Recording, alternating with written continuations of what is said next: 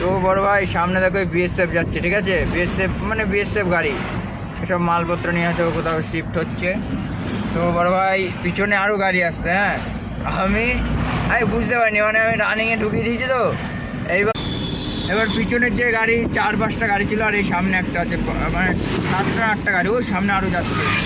তো বড় ভাই সেই কী হয়েছে বলো তো, আমি মানে রানিংয়ে চলে আসছি, আমার সামনে কোনো গাড়ি নেই, সামনে গিয়ে থেকে আরও গাড়ি আছে, টার্নিং করেছে, সামনে আরও অনেক গাড়ি আছে। এবার মানে সামনের থেকে আবার একটা লরি আছে, সিঙ্গেল রাস্তা, আমি তোমাদের দেখাচ্ছি সিঙ্গেল রাস্তা। আমি ফট করে বাইরে চাপেছি, মানে বিএসএফ স্যারের গাড়ি মানে একটু চেপে গিয়েছে, আমি চাইনি চাপাতে, বাট আমি নিজে বাঁচতে গিয়ে মানে উনি একটুখানি চেপেছে, সেই জন্য আমি বেঁচে গিয়েছি।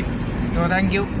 আর ওই দিক থেকে একটা গাড়ি আসছিলো, মানে আমার একটু হুটোপাটা, ঠিক আছে, ওই জন্যে আর কি মানে চাপটা দিতে চাইনি আমি, আমাকে ক্ষমা করে দিও। তো যাই হোক, তো চলো তোমাদের সিঙ্গেল রাস্তা। তো ভাই এই দেখো সিঙ্গেল রাস্তা ভাগল